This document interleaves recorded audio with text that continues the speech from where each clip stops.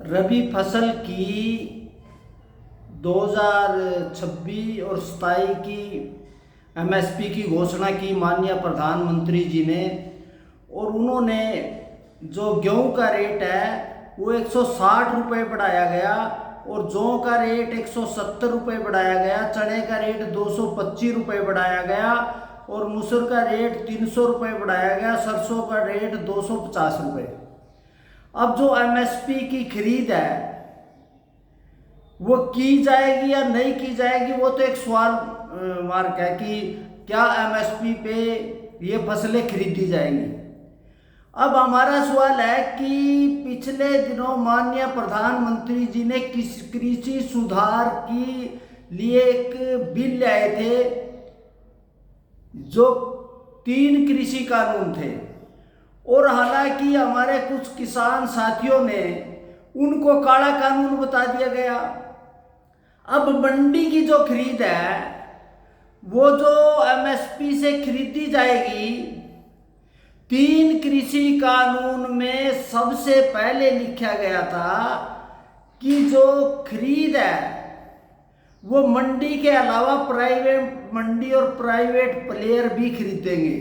किसानों को लिए कि बाजार मिलने की बात थी कि उसमें कोई भी पार्टी, कोई भी कंपनी, कोई भी प्राइवेट प्लेयर, प्राइवेट मंडियां और चाहे ऑनलाइन ट्रेडिंग करेगा, उससे किसानों को बाजार मिलना था और किसान को खरीद के गाहक मिलने थे।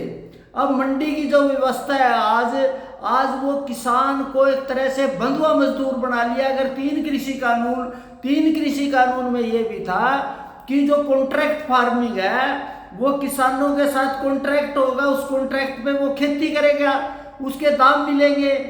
उसके बाद सबसे बड़ी बात यह थी कि भंडारण की इजाजत दे दी गई थी कि किसान प्राइवेट प्लेयरों को, दूसरों को उनको इजाजत देगी, क्योंकि व्यापार तभी होगा जब उसे भंडारण की इजाजत दी जाएगी, उसकी छूट थी। और सबसे बड़ी बात यह थी कि जरूरी वस्तु अधिनियम में जो हमारा गेहूं है, चावल है, दूसरी चीजें हैं, उनको उससे निकाल दिया गया था कि वो बाजार में प्रतिस्पर्धा करेंगे और उसमें प्राइवेट प्लेयर आएंगे। अब सबसे बड़ी बात, अगर ये पाबंदियां लगाने के बाद आज एमएसपी जो घोषित की गई, आज भी हमारे हरियाणा पंजाब में जो धान की दुर्दशा है उसका कारण है 3 कृषि कानून का विरोध करना। अगर 3 कृषि कानून होते तो किसान के घर पे, किसान के खेत में व्यापारी आते, वो छूट होती। और सबसे बड़ी बात थी, हमारी एक मांग थी कि निर्यात पर पाबंदी ना लगाई जाए।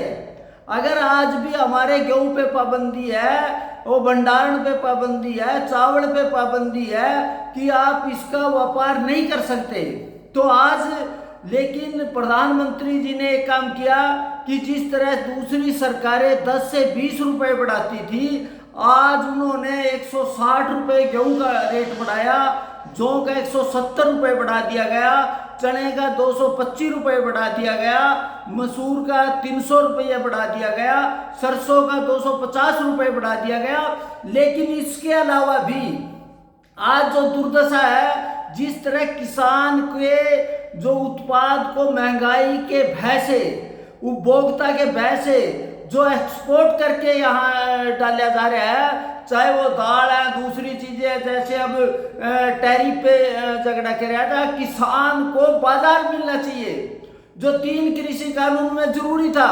ये एमएसपी जो है ना, जो लागत खर्च किसान को नहीं, हालांकि वो कह रहे कि हमने तो लागत खर्च पे इतना बढ़ा दिया, लेकिन असली बात है बाजार की।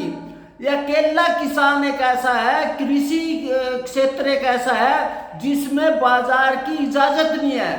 किसान अगर खरीदेगा तो उस पर भंडारण की समस्या है, उस पे सरकार ने पाबंदियां लगा रखी। आपको ध्यान होगा कि अब की बार जो गेहूं की खरीद हुई थी, कोई भी प्राइवेट प्लेयर हरियाणा पंजाब में खरीदने के लिए नहीं आए, और आज गेहूं का रेट क्या है। तो इसलिए हमारा कहना है इस एमएसपी पे निर्दल, जैसे हमारे साथी कह रहे हैं इसकी गारंटी, हमने एक सुझाव भी दिया था कमेटी ने कि एमएसपी जो है उसको आधार बना लिया जाए, उसको कर दिया जाए। लेकिन उसका सबसे बड़ा संकट ये है, किसान की खरीद वो नहीं होगी, उसमें एक बार फिर ये हो जाएगी ये बात इसमें। तो हमने कहना है कि जो आपने दिया उसका